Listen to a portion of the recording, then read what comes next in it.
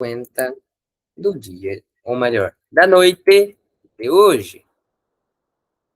Caso não se sintam confortáveis com algo que for dito aqui, peço que expressem suas modestas opiniões via microfone ou chat, utilizando seu aparelho oral chamado boca e seu aparelho. Misericórdia, pera. Vamos iniciar, tá bem? Bom, para relembrar um pouquinho de semana passada, nós tínhamos parado com a companhia presa nos barris. Eles estavam lá, presos nos presos nos barris, descendo o rio. E o Bilbo era o único que estava lá de fora, porque ele não conseguiu entrar dentro do barril. Não tinha barril para que ele pudesse entrar. Nós tínhamos parado aí. Nós vamos prosseguir hoje quando ele já chega em Esgaroth. No meio do caminho, ele percebe que aquele caminho era o único que poderia ser viável. Era o único caminho viável para chegar em Erebor. E nós podemos compreender aí? Bom, nós estamos chegando no nosso destino. Nosso destino, como eu falei lá atrás, o destino dessa viagem, dessa companhia, metaforicamente, nada mais é que alcançarmos um refúgio. Como assim um refúgio? Alcançarmos um refúgio para nós que desejamos nada mais, nada menos que a verdadeira igreja. Lembra que eu falei que a companhia simboliza um pouco a igreja que diminuiu, é perseguida, em cada canto que para leva um pontapé, e etc. E nós estamos chegando nesse destino, no nosso destino que é obter um refúgio. Caminho difícil, porém é o caminho certo. Ou seja, para nós, de fato, conseguirmos que a igreja chegue no seu resplendor de outrora, vai ser difícil? Vai, mas vai ser certo. E o único caminho possível é o que nós estamos traçando, sendo santos a cada dia. E é nesse ponto que a gente tem que tomar cuidado. Muito cuidado. Por quê? Vejam, nós estamos perto de alcançar. Na nossa vida real não estamos, mas na história nós estamos perto de alcançar esse objetivo. Nós estamos próximos do nosso objetivo. Isso, seja santo ou morra tentando. E quando finalmente as coisas começam a dar certo, as coisas começam a se ajeitar, por exemplo, há um tempo atrás eu parei e falei assim, opa, tem algo de errado. Porque 2024, para mim, começou meu emprego dando certo, meus estudos dando certo e com pouco problema. Eu falei assim, não, não vai prestar. De fato, muito problema, muito problema surgiu em muito pouco tempo depois disso. Então, é nesse ponto aqui que a gente tem que tomar cuidado. Por quê? Porque a gente começa a se sentir dono do mundo. Ué, os objetivos estão sendo concluídos. As metas estão sendo alcançadas. Jornada está ficando próxima do fim? Eu sou o novo Júlio César. Eu sou conquistador do mundo, mas não conquistei nem a minha casa. Mas eu sou conquistador do mundo. Eu sou um vagabundo que acha que trabalho pra caramba. Ou seja, nesse ponto, a gente começa a falar mais do que deve, pensar mais do que deve. Nós prometemos muitas coisas, queremos tudo e não fazemos nada. Senhor, eu prometo que agora que eu tô conseguindo, eu vou dar o dízimo certinho, eu vou acordar 3 da madrugada para rezar. Vou trabalhar 8 horas, estudar 8 e dormir 8. A conta não bateu, mas uma hora vai bater. Porque agora eu vou ser santo. E eu começo a proclamar isso aos 4 cantos. Eu vou no grupo de jovens, eu anuncio que eu tô levantando 3 da madrugada. Eu vou nos estudos, eu vou e falo que eu tô rezando, estudando 8 horas por dia. Eu vou no serviço, eu falo o que eu tô fazendo, porque eu tenho que mostrar que eu sou bom, que eu sou dono do mundo. que eu sou o conquistador. No dia seguinte, dá tudo errado. Foi um fogo de palha. E por que raios deu errado? Deu errado porque nós ficamos orgulhosos. Nós notamos na companhia, quando está em Esgarof, um orgulho muito grande. Eles estão todos muito orgulhosos. Parece que o dragão já morreu e ele só tem que chegar lá na montanha e abrir a porta. Só isso. A gente começa a achar como se nosso nome já estivesse no martirológio romano, como se o demônio já tivesse derrotado, Maria tivesse triunfado, como se tudo tivesse nas mil maravilhas. O mundo mudou a partir do dia que eu me converti. Meu filho, só para te relatar, você não é o Papa, tá? Imagine assim, uma coisa que nos mostra a nossa pequenez e um exercício que nos ajuda na nossa humildade. Amigo, tem 8 bilhões de pessoas nesse mundo. Você é uma delas. Tem quase 10 planetas no nosso sistema solar. E nós estamos em um deles. Um dos menores. A nossa galáxia é uma das menores do universo. E o Sol, que é 1000 vezes maior que a Terra, é uma das menores estrelas. Ou seja, tira o teu cavalinho da chuva, parceiro. Tira o cavalinho da chuva. Nossa, mas a gente não conversou, já que o homem é o resumo da criação, é a parte mais importante da criação? É, mas ele faz uma coisa? Não. O homem é o filho mais novo, é o mimado, que parece o mais importante, mas no fim das contas sempre vai ser o menor. Ele pode crescer? Pode, mas até crescer vai ser o menor. Até o filho mais novo provar que ele é maior que os irmãos, ele vai ser o menor. E acabou. E aí, a única coisa que fica na nossa orelha, amigo, não tá certo isso aí não. Presta atenção. É uma vozinha doente. Nós mal ouvimos essa vozinha, mas ela fica na nossa cabeça. Você não devia ter feito. Mas nós ignoramos, porque na nossa cabeça nós estamos no caminho certo. Olha, não sei se você sabia, mas não pode matar o coleguinha porque ele brigou com... Não, brincadeira, né? Tanto. Eu não sei se você sabia, mas olha, não pode comungar em estado grave. Já vamos confessar mesmo, não tem problema não. Olha, não sei se você sabia, mas assim, é pecado desobedecer papai e mamãe, sabia? Não sei se você tá lembrado disso, não. Só porque você tirou a carta, não, se não, você não deixou de ser filho deles, não. É uma pequena vozinha que nós mal ouvimos. E essa vozinha nós podemos chamar de Dona Consciência. Mas fiquemos por aqui com essa vozinha quieta.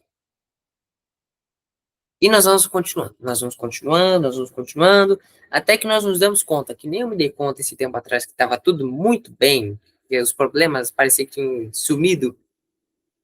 Os anões foram prosseguindo, e conforme eles se distanciavam da cidade, eles foram se dando conta de que o problema não tinha acabado. Ou seja, conforme nós vamos prosseguindo e a festança fica para trás, a gente percebe a besteira que a gente fez. Que besteira? De calar a boca e se armar contra o perigo. É como se eles falassem: olha, meu amigo, eu te dei 3 meses, dezembro, janeiro e fevereiro, sem problemas para você resolver. Não te dei dor de cabeça por 3 meses para você ficar pronto e enfrentar o ano revigorado. E o que foi que você fez? Ficou em festinha. A Bíblia tá virando pó. Você não sabe mais se o marrom é a cor da página ou se é a cor da letra, de tanto pó que tá lá. O terço daqui a pouco tá com ferrugem. A vela nem acende mais. E aí, chega num ponto que nós estamos perdidos. Os anões eles vão avançando, e quando eles chegam lá em Erebor, eles estão perdidos. Eles não sabem o que fazer. Eles têm que achar a porta, beleza, mas não sabem por onde começar. Por quê? Porque existe um negócio chamado pecado. Existe outro negócio chamado inteligência. Quando nós fazemos o primeiro, nós ignoramos o segundo. É comprovado, gente. Quanto mais você peca, mais burro você fica. Ah, nossa, mas então me diga como é que Karl Marx era inteligente. O cara fez pacto com o demônio, cara. Você não fez pacto com o demônio para ficar inteligente e pecador ao mesmo tempo. Ou seja, tem que ser um negócio antinatural para dar certo. Mas quanto mais você pecar, mais burro você fica. Todo mundo aqui já teve aquela experiência. Passa a semana em pecado. Aí fala assim, não, vamos confessar nesse fim de semana. Foi na missa, se confessou e pegou para estudar matemática. O que você não tinha entendido nessa semana, em 10 minutos de leitura você entendeu tudo. Certeza que já aconteceu com vocês. Pode ser matemática, pode ser história, qualquer coisa.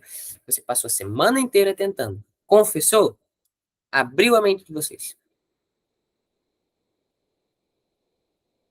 Tenho certeza. Pode falar, João. Né, é fato de que todo pecado ele faz isso, né, emborrece a pessoa.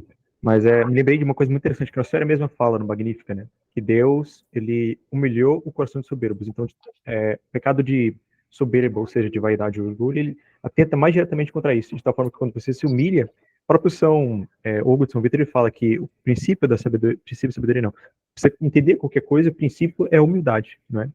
Então, sendo humilde, a gente entende melhor as coisas. Sendo soberbo, a gente não entende porque a gente fica disperso, né? As coisas, como Sim, diz a senhora. por exemplo. E assim, às vezes nós estamos em pecado e não queremos mais. Por exemplo, nossa, eu pequei, poxa. Mas a pessoa parou de pecar até o fim daquela semana. Queira ela ou não queira, ela vai ter dificuldade do mesmo jeito. Porque é um negócio que não depende mais da vontade, ela já fez, já acabou, já foi. E aí, quando nós ficamos perdidos assim, nós não sabemos o que fazer, parece que aquela esperteza toda da jornada, tudo que você fez na vida inteira não vale nada. Quando você tá, assim, pecado é que nem ficar bêbado, depois vem a ressaca. Você peca e depois você fica mal porque pecou. E durante esse período de ressaca, parece que tudo que você fez na vida inteira não valeu de nada. E de fato, não valeu. Se você continuar em pecado, não valeu. Porque você fica assim, de que adianta eu ter rezado a vida inteira se eu fiz isso de novo? De que adianta eu ter estudado tantos anos se eu fiz isso de novo? E, de certa forma, nós parecemos até sozinhos nessa hora. Nós parecemos sozinhos. Porém, nós ainda somos arrogantes. Nós não vamos mudar, porque eu sei que nós estamos certos. Os anões não mudaram. O único que ficou quieto, tentando manter a cabeça no lugar, foi o Bilbo. Nessa hora, o Bilbo nem andava mais com eles. Ele queria ficar sozinho para pensar. O que nós podemos tirar dessa conclusão? Cara, quando você está nesse processo de pecado, você sua alma vai ter duas reações. Ou ela vai piorar de vez, como os anões foram piorando de vez, ou o seu semblante muda. Você vai mudar. Se você está em pecado grave, é natural. Ou você piora de vez, ou você vai ficar cabisbaixo. Até você sair dali. Cara, o que está acontecendo? Estou olhando para você, você está meio cabisbaixo, você está bem. Não, tô bem, deixa quieto. Tô bem nada, caramba. Tô em pecados graves, quero confessar. A mãe chega, filho, o que tá acontecendo? Você não tá bem? Você não tá legal? Tá doente? Não, mãe, tô bem. Não, sério, você tá diferente. O que que é esse diferente? É o corpo reagindo após a alma. O natural acompanha o sobrenatural. Ué, por exemplo, o natural acompanha o sobrenatural. Ponto. O vinhedo, plantação de uva. Cara, é católico. O dono do vinhedo. Cara, é católico. Católico a nível, assim, de santo. E o vinhedo vizinho, o cara, dependendo, se ele pecasse um pecado mortal por dia, seria pouco. Já seria, assim, grande vantagem. Qual você acha que vai dar mais certo? Não, mas o outro cara é mais rico, o vinhedo dele fica no melhor lugar. Não, qual você acha que vai dar mais certo? A médio, curto ou longo prazo, não importa. Que nem eu falei na aula introdutória, se eu não me engano. Se o natural muda de acordo com a música, cara, por que que ele não vai mudar com uma ordem do sobrenatural? Diga, João. Não, só uma observação. Acho que talvez, porque eu lembrei de uma aula que o senhor deu sobre ideia de sequência, onde eu fiz uma pergunta, aí o senhor me respondeu. Mas enfim, aqui talvez o vinhedo melhor ser do cara santo, talvez venha a ter seus frutos bons, talvez só a longo prazo. O que quer dizer com isso? Talvez pela falta de escrúpulo do outro cara, ele vá muito melhor no vinhedo terreno. Mas quando ele morrer, aí que sim que ele não vai colher seus bons frutos, né? Sim, como eu falei, para você dar conta de estar no mau caminho, as coisas darem certo, ou você já está no fundo do poço mesmo, ou é o demônio passando a perna em você. Não, mas pega aí os donos do mundo, Bill Gates, Mark Zuckerberg, o Elon Musk. Os caras não são santos. Os caras estão no caminho errado e parece que tudo dá certo. É o que eu tô falando. Ou eles já chegaram no fundo do poço mesmo, ou é o demônio passando a perna. Porque tem aqueles irmãos abençoados que você fala assim, meu Deus, essa semana foi a pior semana da minha vida. Tudo que podia dar errado em 10 anos deu errado em um dia. E assim foi todo dia na semana. Chega fim de semana, se reúne com a família, vem aquele parente abençoado. Nossa, eu não vou na missa, eu não rezo o terço, eu não vejo a Bíblia, eu ganhei na loteria, tô sem problema nenhum, era Mega Sena acumulada de 2 anos seguidos, recebi promoção no emprego que eu consegui, e ele vai elencando as vantagens, e fala assim, poxa, Deus, não tem que dar tapa na cara também, já recebi tapa a semana inteira do mundo, até o senhor tá me dando tapa na cara agora, poxa, por quê? Tem gente que tem aspas, sorte tremenda. O cara não faz nada e consegue tudo. É aquele cara, tipo Adam Sandler, no filme, que o cara é feio, é pobre, mas ele é engraçado, então ele consegue tudo. No nosso mundo também tem um pessoal assim. O cara não liga pra nada, mas consegue tudo. Tem um parente, não tão próximo, mas um parente, que é desse jeito. Nunca ligou pra nada a vida inteira. E hoje é milionário. Tem fazenda em tudo que é canto do país. Eu falo assim, oxe, agora o demônio tá querendo dar tapa na cara nossa também?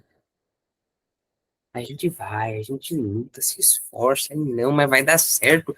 E parece que as coisas não saem do lugar. Por quê? Porque esse mundo é do demônio. Mas nós somos cabeça dura. A vozinha nem fala mais.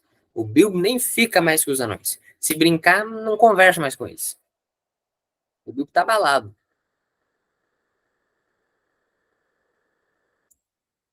Eu acabei esquecendo de comentar, mas é interessante que em Esgaroth ele estava doente. Enquanto todo mundo tá naquela festança e tal e tal. O que que dá para simbolizar? Quando tua alma tá arrogante nesse nível, orgulhoso nesse nível, de querer só mundo, mundo, mundo, mundo, pecado, pecado, pecado, pecado, tua consciência, ela tá sofrendo. É um golpe atrás do outro.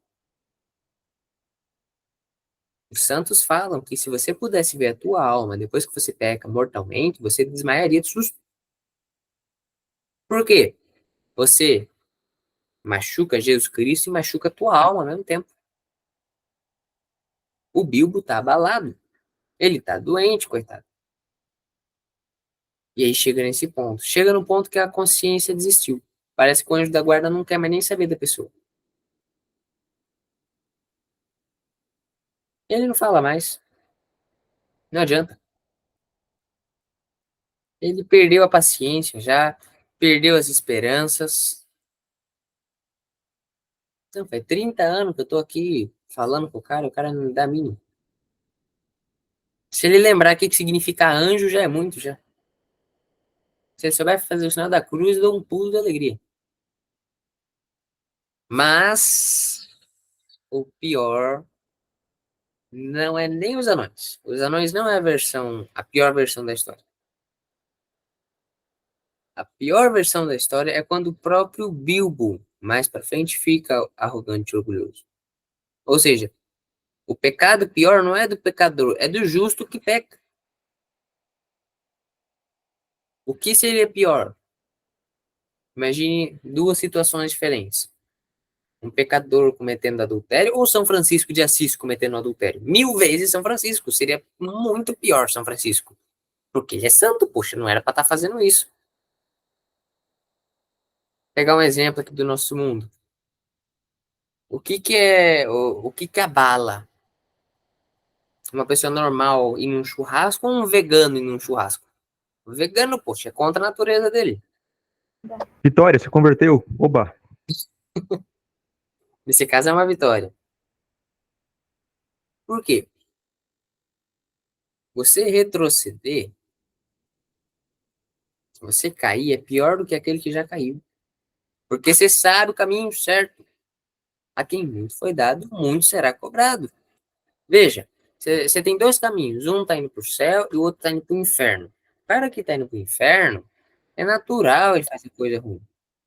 Se ele cair, beleza, ele está numa ladeira, é natural ele cair. Agora, você que está numa escada subindo, você quando você cai é pior. Fala, João. Torna-se um pecado mais angélico, no sentido de que a pessoa tem mais consciência, não é? Torna-se Lógico, mais parecido com um demônio que tinha plena consciência de tudo que estava fazendo e fez por malícia. o demônio sabia que ele estava errado, ele sabia que tudo iria acontecer? Sabia. O cara é mais inteligente que pensa aí. Eu tenho uma impressão que o demônio ele tinha uma sabedoria antes e depois da queda maior que a dos grandes santos. Nossa, maior que Santo Tomás? É claro! O demônio era o maior anjo, poxa. Como é que ele não vai ser mais inteligente que Santo Tomás, poxa? O demônio ele era tão assim inteligente mesmo que eu tenho certeza que ele sabia como funciona a cabeça de um esquerdista. Olha que coisa incrível! Ele sabe, brincadeiras à parte, né? Mas é pior, porque você já sabe que tá errado. A vozinha nem fala mais contigo. Ou melhor, no teu caso ainda fala, né? Mas meu filho, você sabe que tá errado. Não, mas eu vou ainda assim. Exemplo, um índio canibal do século XVI praticando canibalismo, para ele é normal. Uma pessoa hoje praticando canibalismo é um horror. Por quê? Porque a pessoa sabe o que que é certo, sabe que tá errado e vai adiante. Por exemplo, alguém aqui já viu aquele filme O Silêncio dos Inocentes? Maravilhoso filme, mas para quem assim tem um pouco de sensibilidade, eu recomendo que não assista, porque é um pouquinho forte. Se eu não me engano, ele Cita de é olhos fechados. isso, assistam de olhos fechados. Se eu não me engano, a classificação dele é 14 ou 16, eu com assim. Sinopse do filme. O... Tem uma série de assassinatos acontecendo e ninguém consegue achar o serial killer. E tem ali uma estudante do FBI, uma policial que está treinando no FBI, que eles mandam lá só para, tipo, ver umas pistinhas sobre o caso e tal. E ela acaba desvendando o caso, resolvendo e tal, mas como que ela resolve? Ela vai num hospital psiquiátrico, num hospício, e as pistas ela vai tirando a partir de um ex-doutor psiquiatra que ficou louco. Ele era médico, psiquiatra, e ficou meio bitolado da cabeça e virou um serial killer também. Aí prenderam ele. Isso 10 anos antes do filme acontecer. Ele sabe quem é o assassino, mas como ele é um serial killer, ele não vai falar de cara. Porque nós sabemos que o pessoal da pá virada, eles gostam de ficar brincando com a situação. Então, nós vamos descobrindo as coisas no filme muito devagar. Assim, pra quem tem ansiedade, o filme é um horror, tá me entendendo? O filme tem quase 2 horas e você vai descobrindo peça por peça, literalmente. E tem hora que a peça não é verdadeira. E aí, por que é que ele sabe de tanta coisa? Porque esse serial killer que está sendo procurado era paciente dele. Então ele sabe muito da vida da pessoa.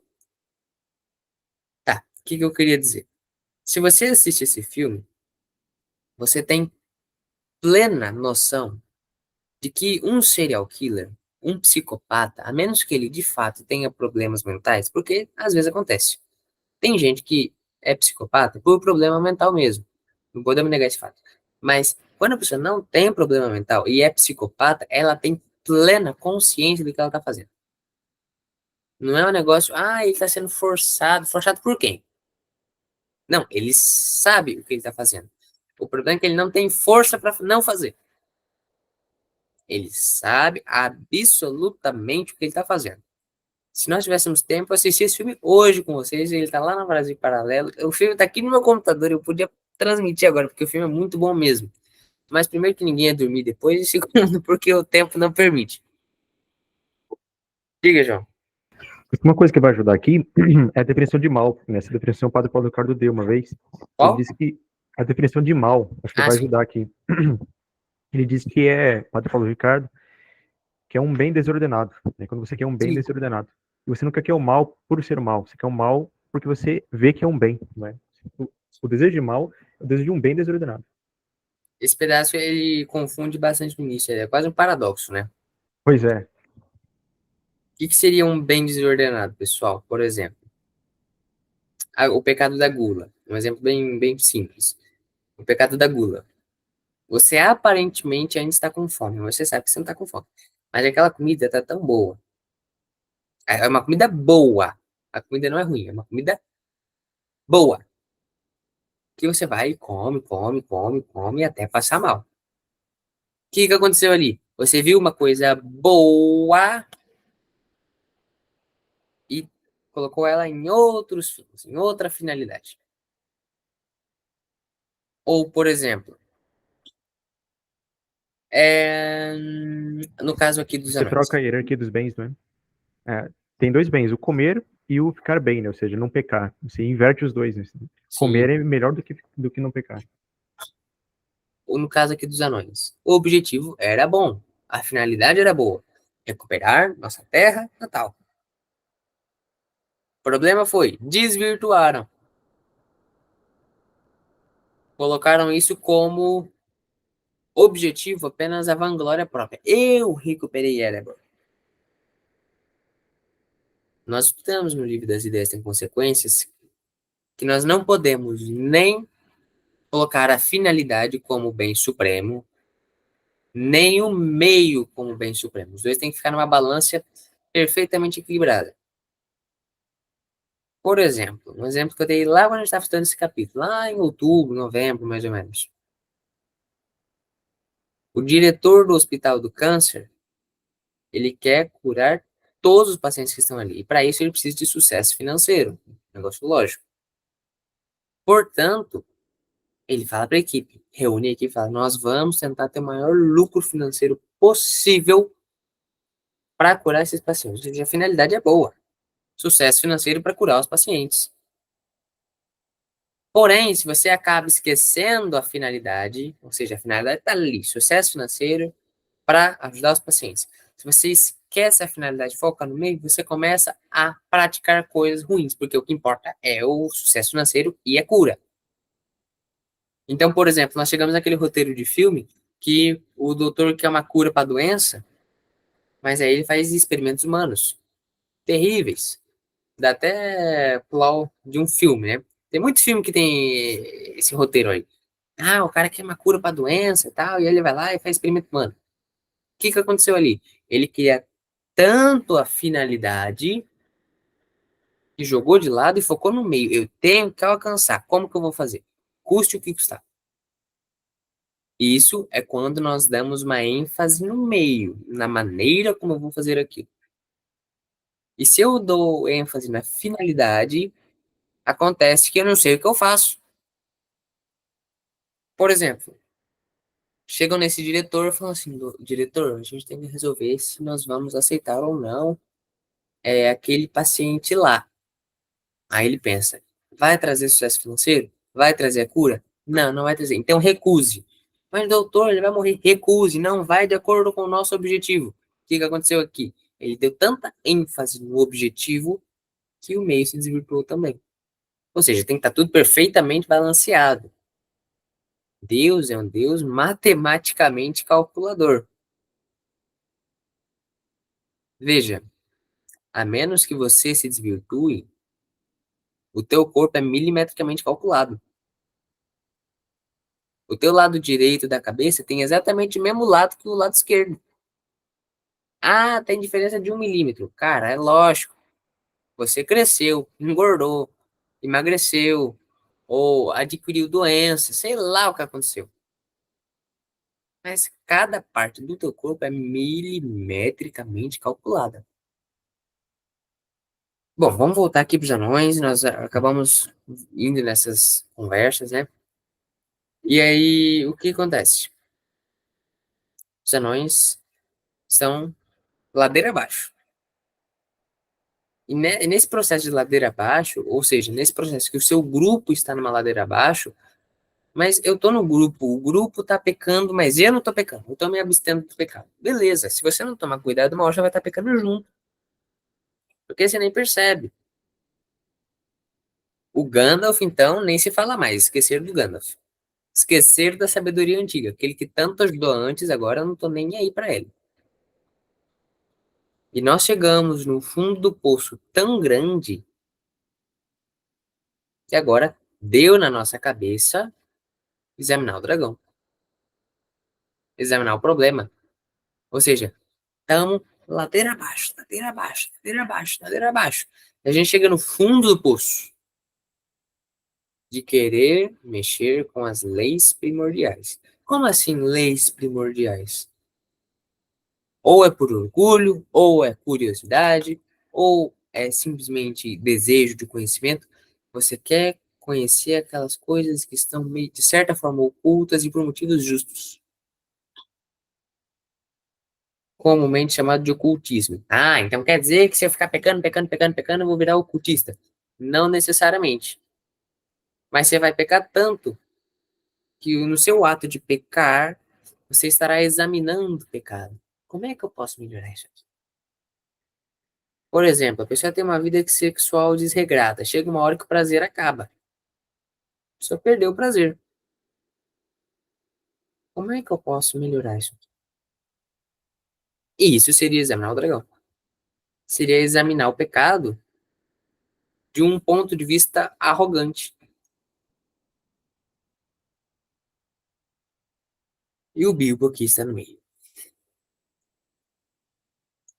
O grupo pecou, o grupo foi arrogante, e você estava ali, pessoal, pessoal, acordem, acordem, acordem.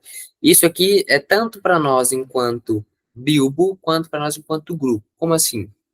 Você aí que está num grupo que só peca, se ninguém escuta o que você está falando, das duas uma, ou você pula fora, ou você firma o pé na oração e não renegue a fé jamais, para ver se você consegue puxar o pessoal para fora disso aí.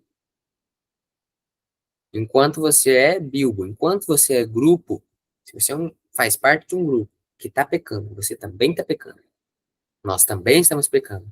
E tem aquela pessoa que sempre fica puxando, tentando puxar para fora. Ei, vamos, tá errado. Aquela pessoa que parece chata. O Bilbo, lá em Esgaroth, tava chato pra caramba. Ele mesmo fala isso. Aquela pessoa, a correção, quando nós somos orgulhosos, a correção dói. São Bento fala isso. O arrogante, ele não aceita a correção. Todo mundo. Vocês têm parente próximo, não tem? Pensa agora naquela pessoa mais orgulhosa que vive com você ou que se encontra sempre. Lembra de cada correção que você deu ou que ela levou e você viu. Cara, ela é orgulhosa, ela vai bater de frente. Enquanto se a pessoa é humilde, ela abaixa a cabeça e concorda. Então a pessoa que está corrigindo, ela parece chata. E muitas vezes aquela pessoa chata do grupo, viu, tá errado. Chega, chega, vamos parar com isso. Ou ela vai pecar e a culpa vai ser tua e do teu grupo, a culpa vai ser minha e do meu grupo, que não demos ouvidos, ou ela vai pular fora. E aí, vocês vão estar pior ainda, porque aquele que tentava alertar antes não alerta mais. Tem um filme muito bom, mas isso eu recomendo que o pessoal mais novo aqui não assista de jeito nenhum. Tipo, o pessoal que eu conheço já há tempo de caminhada, o João, o Felipe, o pessoal aqui que for assistir, o Luiz Fernando, esse pessoal que eu conheço há mais tempo já pode assistir. Chama-se Advogado do Diabo. Já viu, João? Já ouvi falar já. Esse filme é muito bom. Eu acho que ele é. Deixa eu ver que ano que ele é, mas ele é ali dos anos 2000, eu acho. 97. É, quase anos 2000, né? Que é o plot twist do filme, né? A sinopse do filme. Ele é um advogado, um dos melhores advogados do país, que ele é jovem, ele tem seus 20 e tantos anos, casado, recém-casado, e ele nunca perdeu um caso. Ele é um advogado tão bom que todo caso que ele pegou, ele ganhou. E ele pegou para defender agora um pedófilo, um professor pedófilo que abusou de uma aluna na sala de aula, quando todos já tinham ido embora. E ele sabe que ele tá errado. Ele sabe que ele vai perder. E no intervalo do julgamento, ele vai pro banheiro, lavar o rosto, esfriar a cabeça, pensar no que vai fazer. E vem um amigo dele, um amigo, assim, de longa data. E fala assim: Ei, fulano, parece que dessa vez você vai perder, hein? E esse advogado era muito orgulhoso. Nesse ponto, ele começa a criar uma mentira na cabeça dele. Ele começa a criar uma nova versão das coisas. E quando ele volta pro julgamento, ele acusa que a menina tá mentindo. E ele vence o julgamento. Ele vence o caso de novo. A base da mentira. É com o Ken Reeves? Eu não lembrava que era com o Ken Reeves. Quando o senhor ia falando, eu pesquisei aqui e apareceu o Keanu Reeves lá no meio, no elenco. Parece que é um bom filme, hein?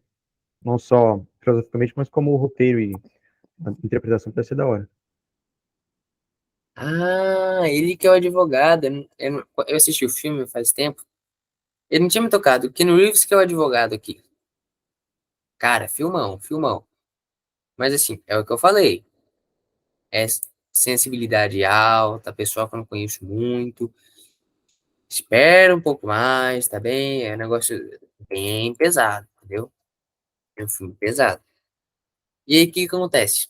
Eles saem para tomar uma cerveja, ele, a mulher dele, uns amigos e tal. Depois que o julgamento acaba, eles saem para ir para um bar. E um advogado que estava na plateia, ele chega nele e fala que ele estava acompanhando esse advogado fazia um tempo, ele é de Nova York. E ele queria contratar ele para uma das maiores empresas de advocacia do país. Não, ele respondeu que agradeceu o convite, ele ia pensar em casa com calma. E ali, dali uns 2 dias, ele resolvia que seria quando esse advogado ia voltar para Nova York. E aí ele chama, o pai dele era falecido, então ele chama a mãe, chama a mulher dele, ele senta, conversa e tal. E a mãe dele não queria que ele fosse. Não queria. Meu filho, em Nova York, lá num lugar muito ruim, veja, você já ganha bem, você já tem o teu salário muito bem aqui no interior. É como se, por exemplo, alguém do interior ali do Mato Grosso se mudasse a São Paulo do nada. Uma mudança radical mesmo. Meu filho, e ele foi por conta do dinheiro. O advogado falou que, tipo, se ele ganhasse, sei lá, uns 10 mil reais por mês trabalhando como advogado nessa cidade interior, em Nova York ele ganharia 300. Seria mais ou menos essa a proporção do que ele receberia de salário. E ele vai. E a mulher dele de início não tava querendo muito e tal. que acontece?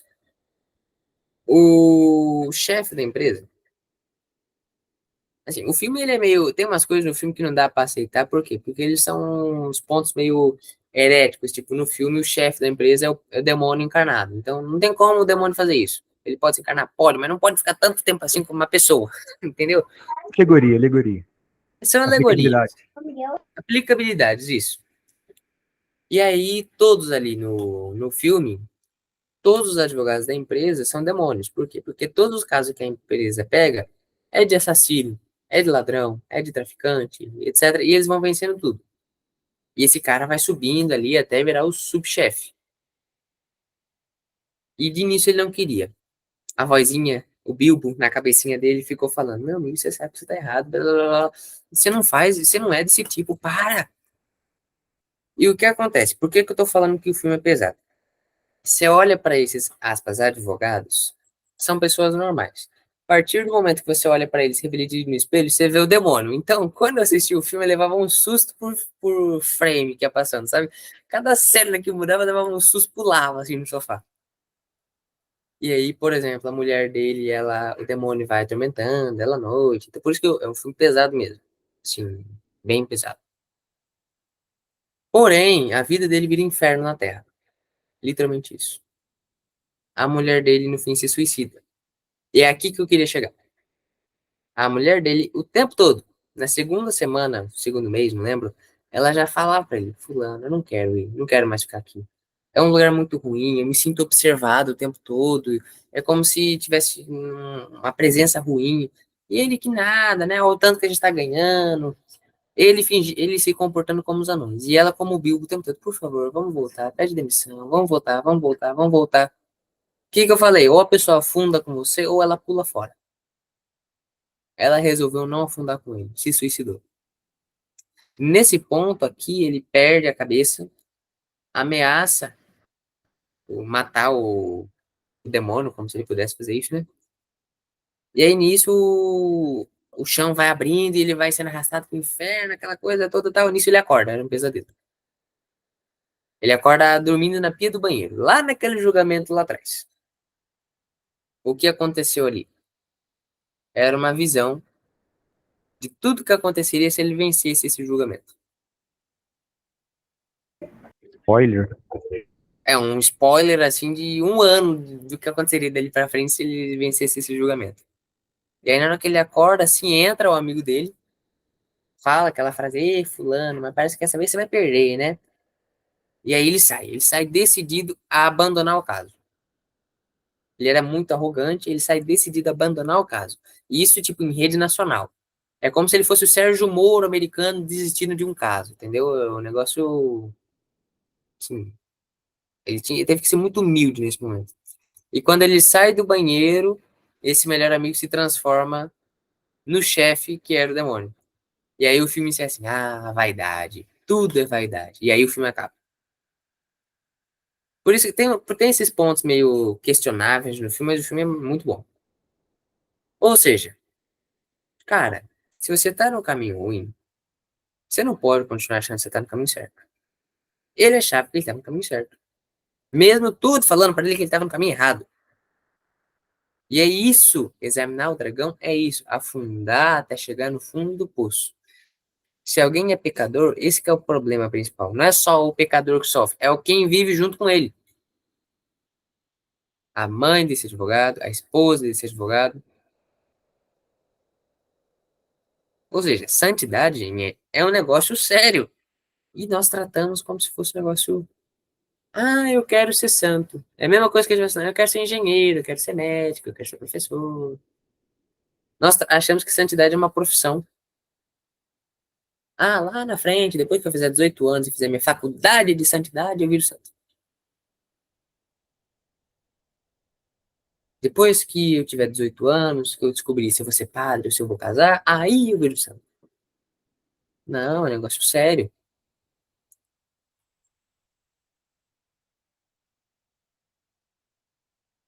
E quem seria o único, a única pessoa capaz de vencer esse mal? esse mal arrogante, soberbo, quem conseguiria usar o sistema contra o próprio sistema? A vozinha, a consciência. Esse breve meme que eu fiz do Bilbo aí, Thief's Life significa vida de gatuno. O meme original é vida de bandido. Eu alterei um pouquinho, coloquei vida de gatuno só para concordar. Por que é que a vozinha, a consciência, ela tem o poder de vencer essa arrogância suprema, eterna? Vamos ficar aqui por enquanto. Porque todo mundo tem aquele momento, enquanto está pecando,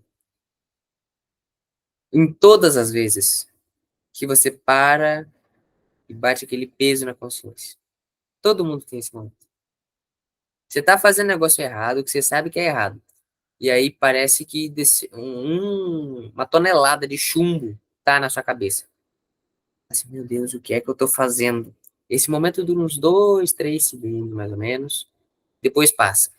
E aí é como se num milionésimo de segundo você pudesse escolher entre continuar errando ou voltar atrás.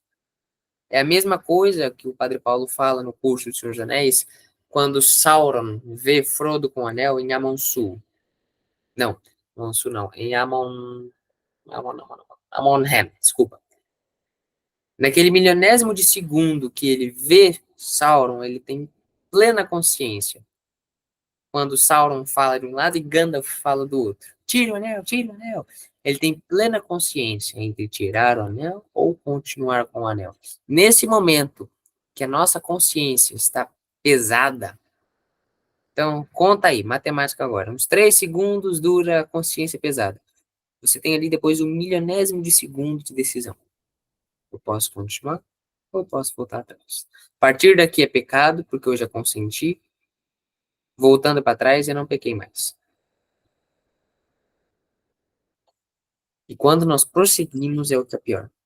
Porque, como eu falei, nós sabemos que está errado. Nós vamos em frente, pecamos com tudo e depois vem a ressaca. Se antes a consciência estava pesada, agora está mais ainda. Porque agora não é só a nossa consciência que está pesada, o coração está pesado, a cabeça está pesada, a memória está pesada, tudo fica pesado. Tua vida vira um inferno por conta disso aí. Tudo fica ruim. Por um tempo você não quer saber de nada, você trata as pessoas mal, você responde. Isso aí varia de pessoa para pessoa. Por exemplo, pessoal meio melancólico e colérico, geralmente vai ficar assim por 1 hora ou mais, se culpando do que fez. Sanguíneos e fleumáticos vai durar alguns minutos. Acho que quando tem meio errada, meu amigo. O melancólico fica o dia inteiro, senão o mês inteiro. Até a confissão. Isso. Como eu tenho meu lado colérico, às vezes eu entendo como os melancólicos funcionam. Sabe, para mim, não é questão de eu sou sanguíneo com colérico, e tem isso também. Mas, como eu tenho um pouco dos dois lados, e aqui em casa tem um pouco de cada temperamento, é muito bom porque nós conseguimos entender como que cada um funciona. Então, nós de fato conseguimos sentir um pouco o que o outro está sentindo. Então, por exemplo, minha mãe é melancólica, meu pai é fleumático, meu irmão é colérico e eu sou sanguíneo. Então, tem um pouquinho de cada aqui em casa. Chega num ponto que nós conseguimos saber exatamente o que a pessoa está pensando. Nós sabemos exatamente o que os bolseiros pensam sobre o assunto. Essa vozinha agora, ela sai queimada. Como eu falei, é uma vozinha que pesa. O Bilbo, depois que ele sai da conversa com o Smaug, ele sai queimado, ele sai dolorido, sai machucado. E agora que você já pecou, ou seja, nem a vozinha deu conta de sair ilesa, quem é que vai fazer você voltar atrás? Ou seja, você tinha a consciência que te falava, cara, para, e você ignorou. Até a consciência deu conta de se machucar. Se nem a consciência deu conta, quem é que vai fazer a gente voltar no caminho certo? A memória. Por que a memória? Porque é um filme que nós vemos, é uma leitura que nós escutamos, é um texto que nós admiramos, é uma Bíblia que nós enxergamos, e aí é a memória dos dias antigos. A memória da verdade, da beleza que era ser um bom católico. Você se lembra, cara, até esses dias atrás eu estava tudo certo, rezando Deus, comungando. Até ontem estava tudo certo. E por besteira minha, tá dando errado. Você lembra? Bum! Às vezes, como eu falei, um frame de. O que é frame? É como. Nós já vimos, às vezes, naquelas animações, como os filmes foram feitos, né? É um desenho que é feito numa folha, aí na próxima folha é um desenho 1 milímetro que mudou. São milhares de desenhos. Cada um desses desenhos é chamado de frame. Ou seja, cada segundinho. Às vezes você acabou de pecar, mas você passa pela sala, você vê o seu terço. E você vê na ponta do seu terço uma cruz com um homem crucificado. E aquilo dá um choque, um choque de realidade. Como eu falei, a memória. Você se lembra de tudo que ele fez por você e tudo que você entrega. E esse choque de realidade bate, ele quebra. A memória do que era bom e a comparação com o estado atual, ela quebra qualquer barreira. A consciência ela não consegue. A consciência ela não quebra todas as barreiras, porque como nós vimos, nós conseguimos ignorar a consciência. Agora, ignorar a memória não é possível. Se você ignorar a memória, o inferno vai dobrar na tua vida. Porque já era ruim ter consciência pesada. Ter memória pesada é pior. Porque se você tem uma memória te lembrando das coisas boas, você vai se tornar Gollum. O Gollum, a única coisa que o atormentava era a memória. A memória de como as coisas eram antes e de como as coisas estão agora. É a memória. Eu creio que essa memória das coisas boas, ela é mais referente à alma que ao cérebro. Porque pessoas que têm uma péssima memória para estudo, por exemplo, ela tem essa memória do que é bom tão acesa dentro dela quanto uma pessoa que tem uma boa memória para os estudos. Um sanguíneo tem essa boa memória dentro dele, tanto quanto o melancólico tem. E esse ponto é chave, é essencial. Se você ignorar a memória, você virará Gollum. É triste dizer isso, mas nós ignoramos a consciência. Ficamos doloridos, queimados, machucados. Ignoramos a memória? Gollum. Única saída.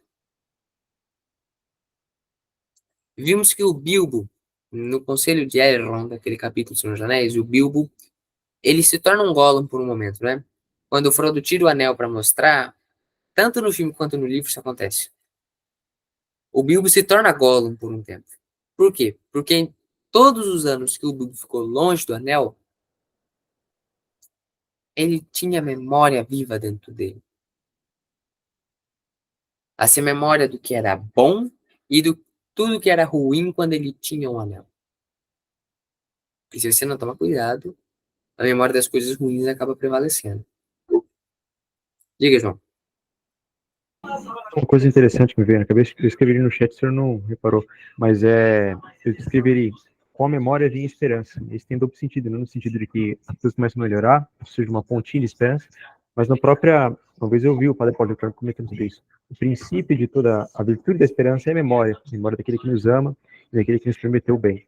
E eu estava pensando agora, uma coisa marcante no Gollum é a falta de esperança, não é? Sim. Ele corta a memória e perde a esperança, no sentido da virtude da esperança. Ele está desesperado, né? E essa esperança, nós vimos que a esperança ela cresce no Gollum. É incrível. Quem leu O Senhor dos Anéis pela primeira vez, Quando chega no Retorno do Rei, perdão, quando ele chega no fim das Duas Torres, no fim do livro 4, ele leva um balde de água fria tão grande, porque eu vou ter que dar um spoiler aqui. Quando você for ver o Senhor dos Anéis pela primeira vez, você vai achar que o Gollum vai se converter e voltar pro bom caminho. Você vai levar um tapa na cara tão grande que ele não vai voltar. Por quê? Conforme as Duas Torres vai prosseguindo, você fala assim, cara, que fantástico. O Gollum tá voltando. E de fato era o que estava acontecendo. Se não fosse o Sam, dava certo. Se É, não fosse o Sam. o Gollum, de fato, ele tinha chance de voltar. O Gollum, veja, o Gollum conseguiu voltar a ter consciência. A vozinha da consciência voltou a falar com o Gollum. Então, de fato, foi uma volta grande. Porque a partir do momento que você ignora a tua consciência, para voltar tem que ser um processo sofrido. O Gollum deu conta.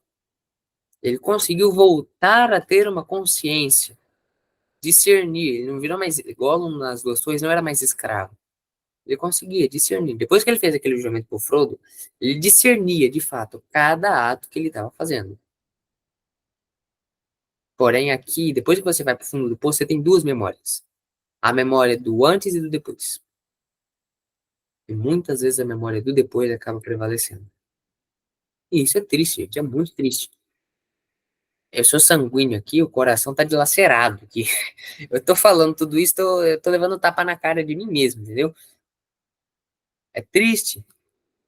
A aula de hoje, eu não pensei nisso quando eu preparei. A O Sam aula, está se auto-suicidando-se a si mesmo. eu tô fazendo isso, cara. Literalmente isso. Quando eu preparei a aula, eu não percebi que o tema era um negócio tão profundo assim. Bom, vamos parar de nos culpar um pouquinho, para vocês conseguirem dormir à noite, eu também, não ficar com culpa a noite inteira. Acho que eu peguei tão pesado que ninguém vai dormir agora à noite. Vai ficar assim, nossa, sou uma desgraça mesmo. Vai vir em memória dos pecados que a pessoa fez lá com 10 anos, 11. Que falta de piedade para com os melancólicos. Não, agora que eu tô... Tem mais alguém que é melancólico além do João Vitor aqui? Não? Graças a Deus. Ah, então Menos é comigo mal. mesmo. É só com o João, então. Tem algum colérico aqui? Ah, nossa. Um, dois, três. Meu Deus do céu. Pronto, vou virar o pesadelo dos melancólicos por um mês agora. Olha, desculpa, tá, pessoal? Não era desejo, mas tava tão bom. Tava sendo, de certa forma, tão desabafo com vocês. Olha que sanguíneo não desabafa, hein? Sanguíneo, brincadeira, sanguíneo desabafa pra caramba. Sanguíneo, justamente por ser tão emotivo assim, qualquer oportunidade ele tá desabafando. Sanguíneo é aquele colega que na festa, ele gruda no teu pescoço e fala o quanto ele te considera. É o amigo que te faz passar vergonha. Bom, nós vimos que a ruína dos anões e do Bilbo foi orgulho. A ruína do mal também é orgulho. A ruína de Smaug também foi orgulho.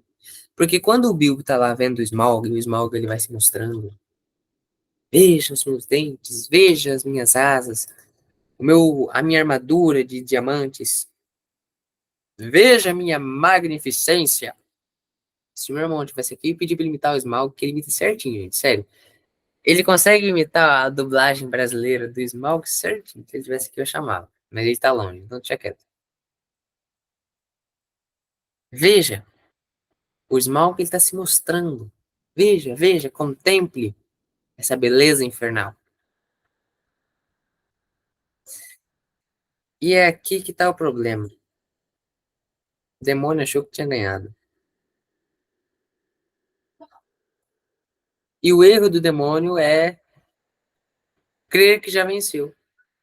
O erro do demônio é achar que ele já ganhou e ficar debochando daqueles que tentam combatê-lo.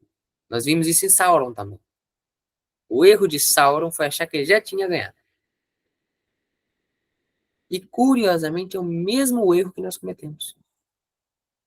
Como eu falei, é achar que nós já somos santos, que o demônio já foi derrotado e que quem não concorda conosco está errado. Gente, é a mesma coisa. O mesmo orgulho que o demônio tem é o orgulho que nós sentimos. Isso é triste pra caramba. Olha a cabeça do demônio como funciona. Eu já ganhei. Eu tenho o mundo inteiro comigo. Vai todo mundo pro inferno. Eu já ganhei. É a cabeça dele. Agora compare com a nossa cabeça de humano. Eu já ganhei. Sou o segundo na empresa. Lá, lá, lá, lá, lá. Sou o mais rico da família. Lá, lá, lá, lá, lá. Eu já sou santo. É a mesma coisa. É o mesmo pensamento. O mesmo pensamento. E tá aí o problema. Quer ser marionete? Nós temos que ser marionete de alguém, gente. Alguém tem que nos manusear. Nós somos marionetes. Eu não lembro qual santo que fala que. Eu acho que é Santa Teresinha que fala que ela era uma marionete de Deus.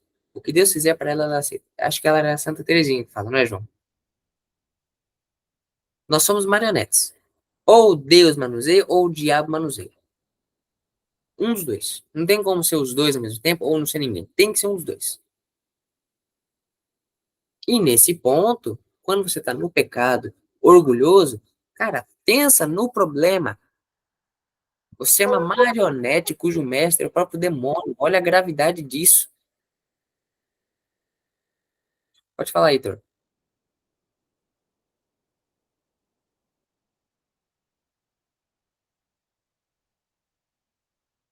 Oi, Tô tá ouvindo. ouvindo? Sim. É, tem um momento do filme, quando eu tava assistindo, tanto é que tinha hora que o Gollum aparecia, e aparecia de um lado o Gollum falando coisas horríveis, vamos lutar contra eles, vamos matar, vamos estrangulá-los, enquanto o outro era o todo coitadinho querendo impedir isso. Era uma guerra dentro dele. Nós vivemos essa guerra todos os dias. E algo que Boromir ensina é que o mais difícil é vencer a nós mesmos. Eu ouvi uma homilia, eu acho que foi do Padre Paulo, se eu não me engano, que o nosso maior inimigo não é a carne, porque a carne o jejum ganha. O jejum e a penitência vencem a carne. Nosso maior inimigo não é o demônio, porque na cruz Jesus Cristo venceu o demônio. E nosso maior inimigo também não é o mundo, porque ele próprio fala, Jesus Cristo fala, eu venci o mundo. Ué, mas quem então é o nosso inimigo? Nós mesmos. Como eu já falei, carne, mundo, demônio já foram vencidos. Eu ainda não fui vencido. E como é que eu me venço? Eu tenho que ser humilde. Eu tenho que ser marionete de Deus. É esse o jeito que eu sou vencido, derrotado.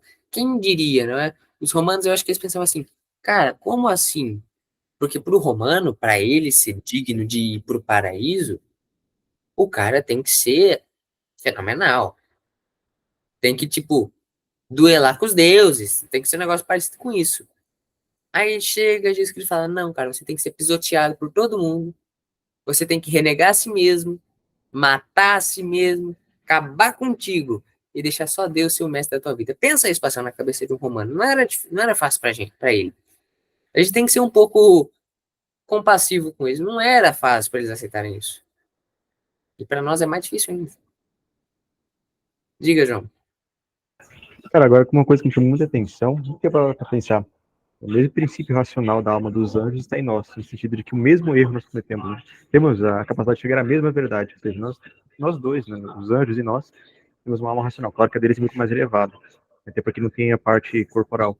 Mas a capacidade que ele tem de chegar à verdade, nós também temos. Não é a mesma, mas, enfim, tende ao mesmo fim.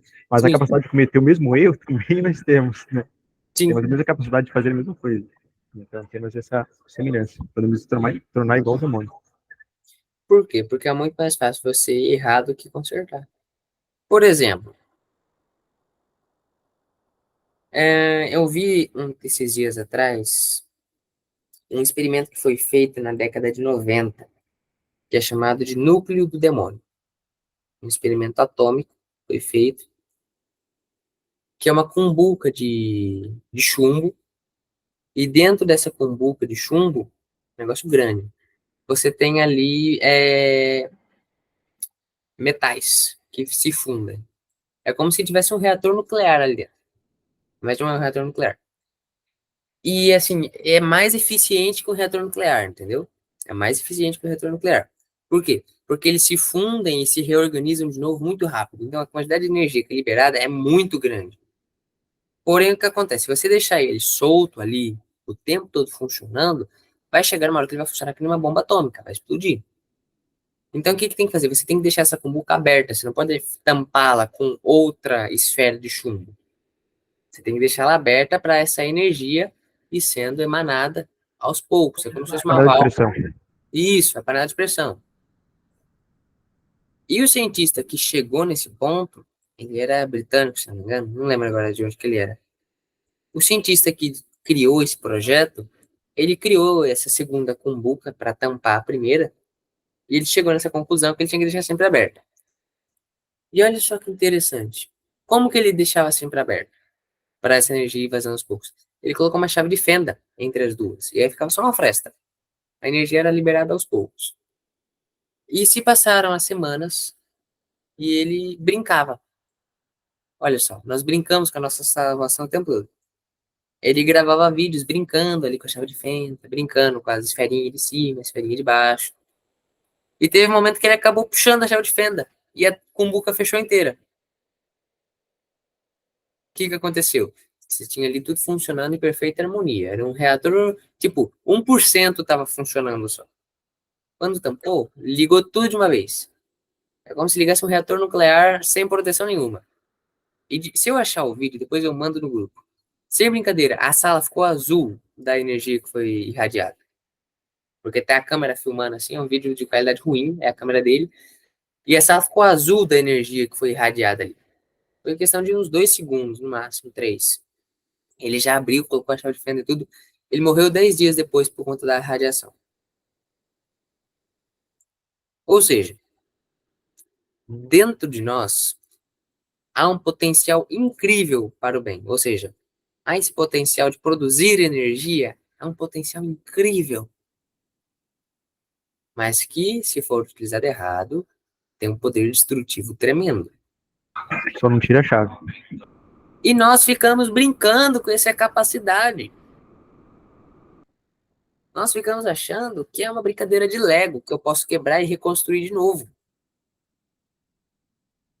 Não é assim. E como eu falei, quando você é o problema, não é só a tua vida que fica inferno, a da vida daqueles que convivem com você também fica. Tua família, colega de trabalho, colega de estudo, tua paróquia, tudo fica um inferno. Isso aqui é um exemplo disso. Isso aqui é uma imagem gerada pela inteligência artificial, tá? Isso aqui representa muito, muito, muito, muito. Nos representa muito. Por quê? Você tem um monstro. O demônio está o tempo todo perto da gente. Que nem São Pedro falou. É um leão procurando quem devorar. E nós achamos que estamos na Disney. A gente pega, tira foto com o demônio ali atrás da gente, a gente tira sarro, a gente brinca. Então, a imagem fala por si só, não é? E nós encerramos aqui, pessoal. Nós encerramos por aqui. Já deu de tapa na cara hoje.